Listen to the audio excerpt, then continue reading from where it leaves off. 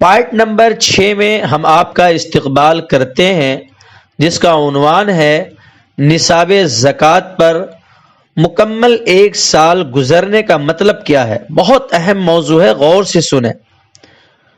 نصاب زکوٰۃ پر مکمل 1 سال گزرنے کا مطلب ہرگز یہ نہیں ہے کہ ہر مال پر الگ الگ مکمل ایک سال گزرے، بلکہ اس کا صاف ستھرا مطلب یہ ہے کہ جب آپ صاحب نصاب ہو گئے اس وقت اور اسی سال کے گزرنے کی آخری تاریخ میں آپ صاحب نصاب باقی ہوں۔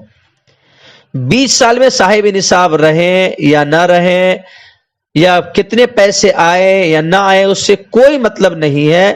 آخری سال میں کیلکولیشن کریں گے، اس میں جو بھی سیونگ آپ کے پاس ہوگی، چاہے سونے کی شکل میں ہو، چاندی کی شکل میں ہو، مال تجارت کی شکل میں ہو یا نقدی کی شکل میں ہو، ان تمام سیونگ کی کیلکولیشن کرنے کے بعد 2.5 زکوٰۃ دینا فرض ہے۔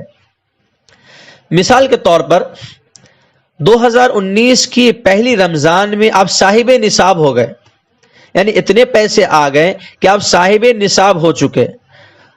اب سال شروع ہوا، ہوتے ہوتے آپ کے پاس پیسے آتے رہے، جاتے رہے، یہاں تک کہ 2020 کی پہلی رمضان آ گئی تو آپ بیٹھے اور جو بھی سیونگ آپ کے پاس ہے مکمل کیلکولیشن کریں، چاہے چاندی کی شکل میں ہو، سونے کی شکل میں ہو، نقدی پیسے کی شکل میں ہو یا مال تجارت کی شکل میں ہو، ان تمام کو کیلکولیشن کرنے کے بعد 2.5 پر زکوٰۃ نکالے۔ نوٹ، یہ بات یاد رہے کہ 20 سال میں جو بھی پیسے آئے اس پر الگ الگ سال نہیں گزاریں گے، بلکہ آپ سمجھ لیجئے 2019 اور 2019 کی پہلی رمضان اور 2020 کی پہلی رمضان، جو بھی پیسے آئے گئے 2020 کی پہلی رمضان میں کیلکولیشن کریں گے اور اس پر 2.5 زکوٰۃ نکالیں گے۔